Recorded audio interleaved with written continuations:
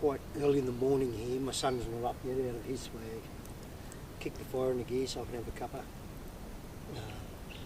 We're in the Pilliga Scrub, and it's famous or infamous, I guess, for yowie interactions with other people, and it's generally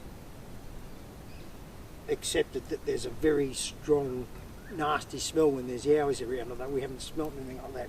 But I will say, I got up this morning. When I got up this morning, I was having a bit of a poke around camp when I went to the toilet, and I saw a whole heap of footprints on the ground. Obviously weren't mine or my son's, Jono's, and they were like nothing I've ever seen before. Like, I've lived in the scrub, like nothing I've ever seen before.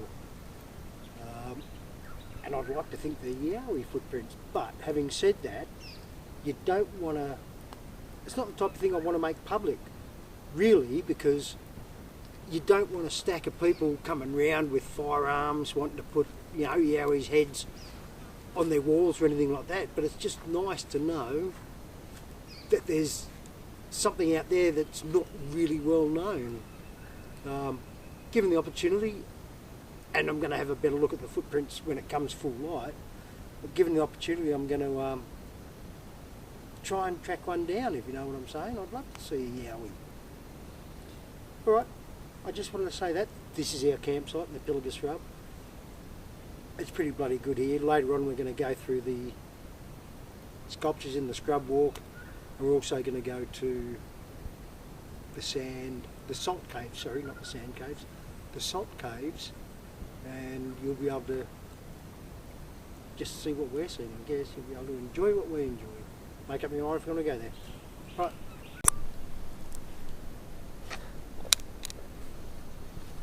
We've just come from sculptures in the scrub. Now we're here about, I don't know, 30 odd kilometres away. We've come to the salt caves. The caves aren't here anymore because what I understand they collapsed when the fire tower was put up. In the 30s? In the 1930s, yes.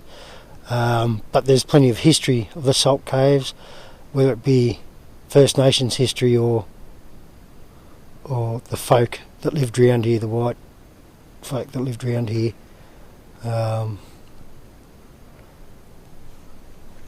This is the information board. Apparently, look, one could walk 30 metres into the old caves. The salt hung in columns like stalactites from the roof. Wild horses, wild cattle and kangaroos went in there to lick it. Women from the Rocky Creek sawmill pulled off columns and took them away in buggies for curing meat. The caves collapsed during the night. It collapsed during the 1930s and left no sign of salt, which is a shame. Because you imagine being able to go into the salt caves. There is a cave here, which we'll go to right now. And we're going to actually climb up the fire tower.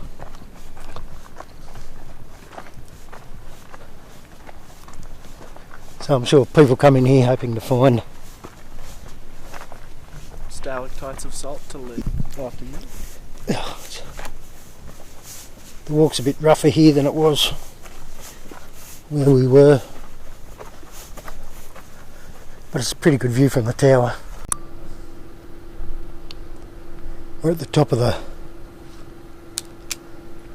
fire. What's it called? A fire lookout? Fire tower. Fire tower, which is, we're at the top of the fire tower, which is above the salt cave, the original salt caves. So check out this view.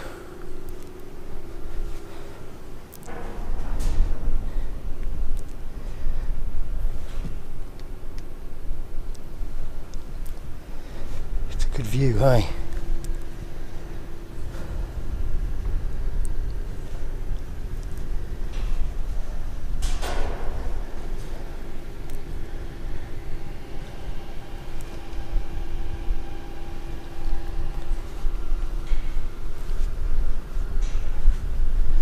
And away in the distance over there, don't know if you're able to see them, we've got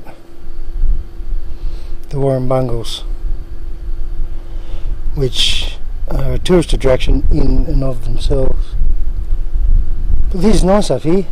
It's a bit warm down there in the scrub where the breeze can't get. But up here there's a nice breeze. The walk up to the top's buggered. Jono had to piggyback me. But that's in return for me piggybacking him down. So. Hey Jono. Hey. How are your legs? They're still there. That's a bonus, eh? Oh, you wore your shoes this time, nice. Thanks, so. And up here is all the information of everywhere we're near. Macquarie Marshes. Well, they're 168 kilometres away. And the angle of where they are, I'm not going to lift my arm and follow the wall right. But for 360 degrees, we've got like Coonamble and Galargambo, Barradine, Mount Bullaway. Pacific Ocean. The Pathetic Ocean. Yeah, somewhere as well. It's a good drive here. The roads have got a bit worse since I was last here. And that's fine. Down here we've got a good little picnic area and a toilet. Let's just look down here. See? There's my car. A picnic area, and there's another long drop down here. Again, these are all really well kept facilities. So, if you've got a bit of time on your hands, I'd suggest you come and visit. Do what we're doing, just go on a cottywomple. They're fun.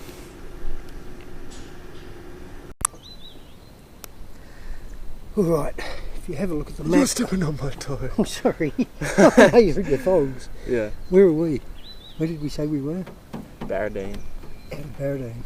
There's Barradine. Okay, we're here and we need to go to Burke, which is here. So we have a number of different ways. Yep. We can go up this way, through Narrabri, we walk, come by chance and places like that. Yep. Or we can go back through Barradine, up to Coonamble, to Walgett, and then that way. Now, honestly, the only reason I said through Narrabri and come by chance is because it's a pretty good description of my love life. so that's the only reason I said it. So we might just go back through Barradine and travel on the... Where? Barradine again? Barradine. I'd probably travel to Coonamble. Yep. And up to Walgett and into Burke that way. We'll shop in Burke. Sounds like a plan. And we'll go camp at Mays Bend. So you happy with that? Yeah. Excelente! We'll do that then. Wicked. Cool, cool. Oh, wiki. Wicked. With a D. We have found a pretty good camp on the Bogan River. So, check this out. She's just about to go now. It's about 5:15. Jono's just lighting the fire, so we'll have something to eat. Going to put the barbecue plate on it. It's middle of winter, so we can have a fire. We're on a private property, and we're just driving past. We saw the sign. We've gone, oh, let's camp here. There's some folk with caravans up there, but we don't talk to them. There's a Nissan set up. Well, the awning anyway. The fridge and the drawers in the back there you can't see, but that's fine. But just check this where we are. This is gorgeous. Yeah, we'll just drive along the road to Burke and we saw a sign that said camp near the river. So we might camp near the river. So we had a poke round, found out where to speak to the property owners. Went round their place, gave them a couple of bucks. It's $10 per night per person. Unlimited stays. So this is really nice. The fish have been jumping all afternoon since we got here.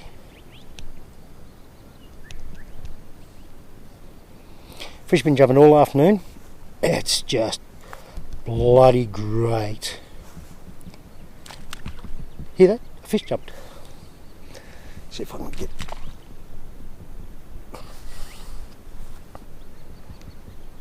See if we can't see any fish. Fish and chops. Fish and chops, bro. So we're going to spend the night here. We're just having a quiet couple couple of sherbies. Putting the barbecue on, and we're having, what are you having, Jono? Wraps, salad. Oh yep, he's having wraps, so I'm going to just have bacon and eggs. My breakfast dinner. I don't know if you can hear that. Fuck this. Well, but goodness, goodness, there are some fish jumping. It's a pretty good spot. Like we've been roaming around. We're probably a good day behind on what we originally planned, but it doesn't matter. We've got 3 weeks to do what we're going to do anyway, which is just roam. Eventually find our way down to Lake Mungo and Menindee Lakes. We've decided to have a stop at Menindee Lakes, which would be nice, and then make our way back to Newcastle before I drop the old bloke off. The old bloke. Before I drop the young bloke off on the. Before I drop the young bloke off at the airport, and then he'll have to go home and start work again, and I'll have to start work. But in the meantime, check this.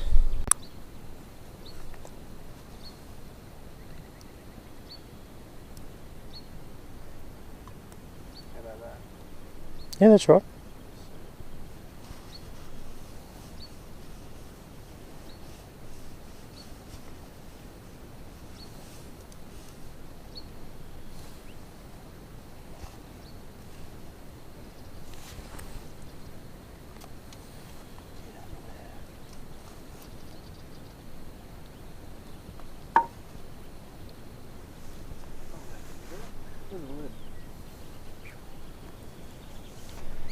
We haven't done much filming lately. We shot through Coonabarabran, we shot through Burke, pulled up at Louth for a beer, but there's so many people there. Someone was saying they sold 7,000 tickets on the internet towards for the races. So too many people there, we didn't stop there. Camped at Tilpa for a couple of nights. Definitely didn't film there because there's just some things people shouldn't see, but what a good pub. There's a free camp there, free toilets, free showers. There's 8 people live in town, so there's 4 people live in town and 4 barmaids. So they get a lot of customers and people passing through. We were there Friday night and Saturday night, and Friday night was just astounding. It was good. There's the car. There's the young bloke. Hello. And this is the campsite. So the car, the campsite, and look what we got here. How good is this? So we've just a free camp we found. Plenty of firewood, no facilities, which is fine. We've got water, we've got swag, we've got beer. There's probably not much else you need. One, maybe 2 nights here, and we'll keep just poking around and finding the next place to camp.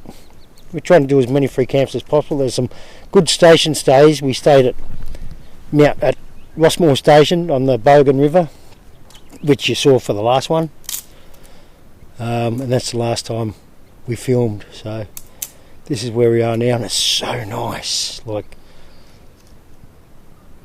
such a good spot off the road, you wouldn't know.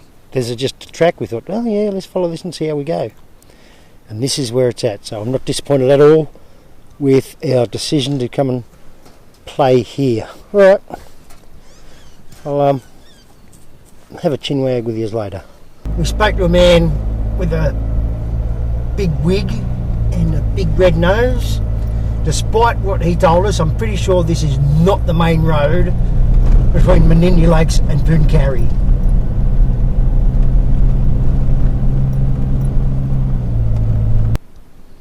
Hello, it's me, Fergus. Currently we're at Mungo National Park, in one of the back campgrounds along the back rim there. This is such a nice campsite. Like, I'll give you a quick look. So ignore Camp Krusty here for the second. I'll just spin you around, you can have a look. Okay, so this area here is outside of the camp area. We spin around this way. That's the road around the camp. It's Camp Krusty. It's a young bloke there cooking his dinner. We've got a nice bit of sun and golden hour happening here. There's a set of toilets over there, which are really nice. So there's about 13 campsites here. No fires allowed, unfortunately. Each campsite has its own picnic table. So we're actually eating on our picnic table at the moment. Look at this. This is really nice. There's only one other person here, one other couple here. So we're not having to put up with loud noise and people playing music all night, which is so nice. But they'll probably have to put up with us playing bad harmonica and bad guitar all night. But this is awesome. We need more campsites like this. So they're all just a simple campsite like this. So you've got an area to park your car. You've got the picnic table.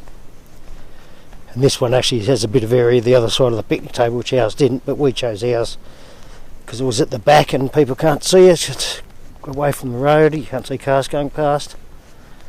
And it's close to the toilets. Not that many cars do go past because it's midweek and you'd think Lake Mungo would be more popular on weekends of people doing day trips out of Wentworth and Pooncarie.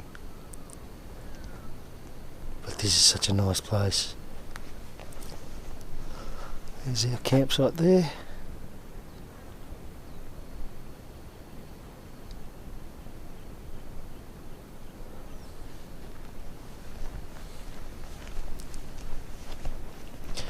Walk back up this way. If you ever get the opportunity, I'd suggest come and see you. Put it on your bucket list. Whoa! And you fell over.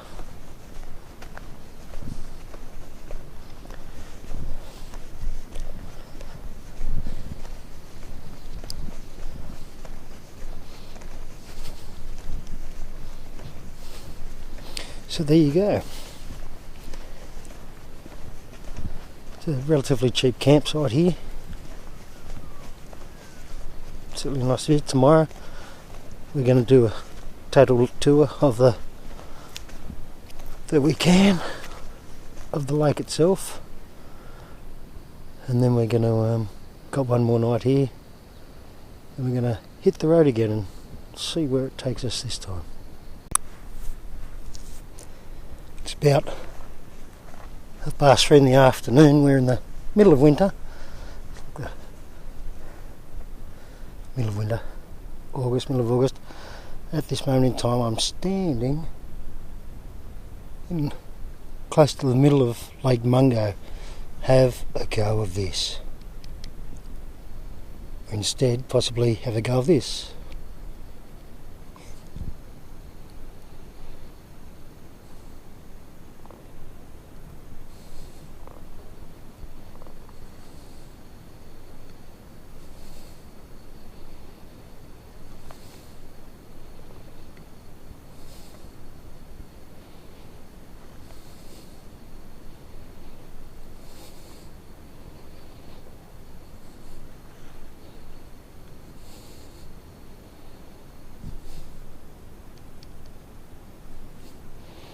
This is so good. I'm enjoying this immensely.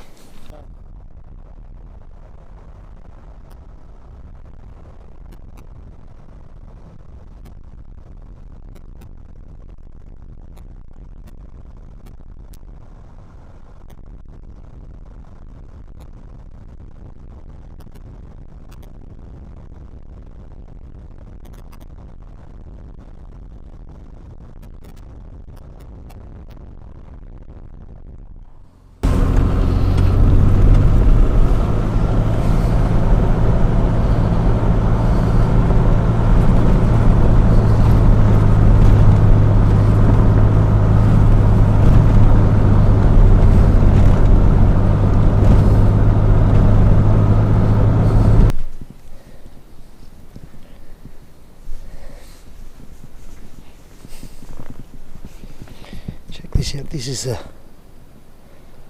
lunar scape. That is the Great Wall of China, or part of the Great Wall of China.